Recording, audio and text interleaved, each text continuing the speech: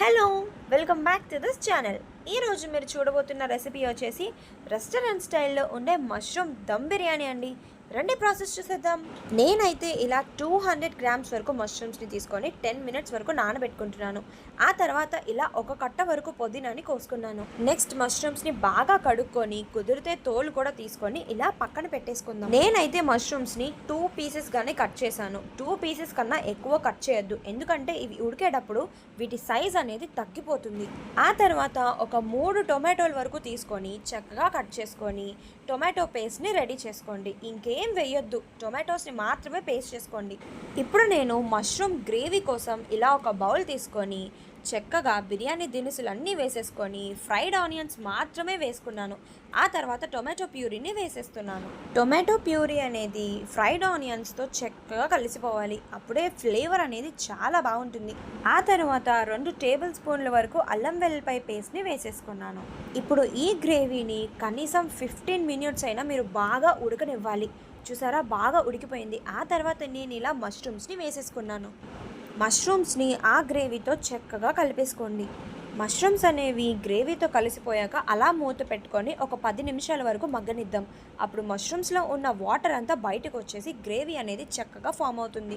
ఇప్పుడు 2 టేబుల్ స్పూన్ల వరకు పెరుగుని, కొంచెం పుదీనాని, కొంచెం కసూరి మేతిని వేసేసుకుంటున్నాను. ఆ తర్వాత ఉప్పుని, కారాన్ని, ధనియాల పొడిని, జీరా పౌడర్ని, గరం మసాలాని వేసేసుకుంటున్నాను. మీరు ఈ రెసిపీ చేసేటప్పుడు మీ దగ్గర ఏ ఇంగ్రీడియంట్స్ ఉన్నా లేకపోయినా పర్లేదు, కానీ కసూరి మేతిని మాత్రం అస్సలు స్కిప్ చేయొద్దు. కసూరి మేతియే ఈ గ్రేవీకి స్పెషల్ టేస్ట్ని ఇస్తుంది. ఈ గ్రేవీ అనేది ఇలా కొంచెం చిక్కబడి ఇలా బాగా బబుల్స్ ఫామ్ అయ్యాక కొంచెం జీడిపప్పులు వేసుకొని తీసేసాను. ఇలా ఈ గ్రేవీని ఒక్కసారి టేస్ట్ చేసుకొని ఉప్పు అనేది సరిపోయిందో లేదో చూసుకోండి. మీకు తగినంత ఉప్పుని వేసుకోండి, అప్పుడే టేస్ట్ అనేది బాగుంటుంది. ఇప్పుడు రైస్ని ఉడికించడానికి నేనైతే 1 టేబుల్ స్పూన్ వరకు నూనెని, 2 టేబుల్ స్పూన్ల వరకు నెయ్యిని వాడుతున్నాను. ఆ తర్వాత బిర్యానీ దినుసులన్నింటినీ వేసేసుకొని వెంటనే నీళ్లు పోసేసుకోండి. లేదు అంటే మీరు నీళ్ళన్నీ పోసేసుకున్నాక కూడా బిర్యానీ దినుసుల్ని, నూనెని, నెయ్యిని యాడ్ చేసేసుకోవచ్చు. ఉప్పు మాత్రం మీకు తగినంత వరకు వేసేసుకోండి. ఆ తర్వాత 1 టేబుల్ స్పూన్ వరకు అల్లం వెల్లుల్లిపాయ పేస్ట్ని వేసేసుకున్నాను. చాలా మందికి ఎసరు ఎలా వేసుకోవాలనే డౌట్ ఉంటుంది. నేనైతే 1.5 గ్లాస్ వరకు రైస్ని తీసుకున్నాను, అందుకే 2 గ్లాసుల వరకు వాటర్ని పోసేసుకున్నాను. బాస్మతి రైస్కి అయితే మీరు ఇవే మెజర్మెంట్స్ని ఫాలో అవ్వండి, అప్పుడు మీకు రైస్ అనేది పర్ఫెక్ట్గా కుక్ అయిపోయింది. ఒకవేళ నార్మల్ రైస్ అయితే మీరు ఎంతైతే బియ్యం తీసుకుంటున్నారో దానికి 2 వరకు నీళ్ళని పోసుకోండి. ఇలా ఒకసారి చక్కగా కలిపేసుకొని మూత పెట్టేసుకొని చక్కగా ఉడకనిద్దాం. ఇప్పుడు నేను 2 టీ స్పూన్స్ వరకు పసుపుని తీసుకొని కొంచెమే వాటర్ పోసుకొని ఇలా పేస్ట్ లాగా చేసుకొని పక్కన పెట్టుకోండి. రైస్ అనేది బాగా ఉడుకుతుంది. వన్స్ రైస్ అనేది లాస్ట్లోకి వచ్చేసాక ఇలా మనం చేసుకున్న పేస్ట్ని దీని మీద వేసేసుకోండి. మీ దగ్గర సాఫ్రాన్స్ ఉంటే సాఫ్రాన్ని కూడా పాలల్లో కలుపుకొని వేసుకోవచ్చు. నేనైతే లాస్ట్లో ఇలా పుదీనాని, కొత్తిమీరని, ఆనియన్స్ని వేసేసుకున్నాను. చూసారా, బాగా కుక్ అయిపోయింది రైస్ అనేది. రెస్టారెంట్లో కూడా గ్రేవీ అనేది సపరేట్గా కుక్ చేస్తారు, రైస్ అనేది కూడా సపరేట్గా కుక్ చేస్తారు. ఆ తర్వాత 2 కలిపే మీకు సర్వ్ చేస్తారు.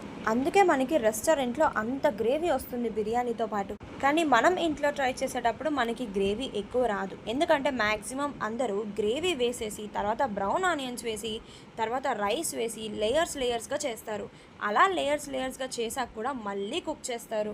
అలా కుక్ చేయడం వల్ల గ్రేవీ అనేది సరిగ్గా ఉండదు. సో నెక్స్ట్ టైం మీరు వండుకునేటప్పుడు ఇలా ఒకసారి ట్రై చేసి చూడండి, ఖచ్చితంగా మీకు రెస్టారెంట్ స్టైల్లో సూపర్గా కుదురుతుంది. మీరు మష్రూమ్ బిర్యానీ అనే కాదండో, మీరు ఇంకే బిర్యానీ అయినా ఇదే స్టైల్లో చేసుకోవచ్చు, చాలా పర్ఫెక్ట్గా కుదురుతుంది. ఇంకేముంది, ఇలా సర్వ్ చేసుకున్నాక ఒక ప్లేట్ తీసుకొని బౌల్ని ఉల్టాగా ఆ ప్లేట్ మీద పెట్టుకొని బౌల్ని తీసేయండి. అలా తీసేసాక చూడడానికి ఇలా ఉంటుంది. ఇదే మన మష్రూమ్ దమ్ బిర్యానీ. ఇది గ్రేవీ అనేది బిర్యానీతో మిక్స్ అయ్యి కోంబోగా టేస్ట్ అనేది చాలా బాగుంటుంది. ఇంకెందుకు ఆలస్యం, మీరు కూడా ఈ బిర్యానీని ట్రై చేసేసి నాకు కామెంట్ చేయండి. Thank you.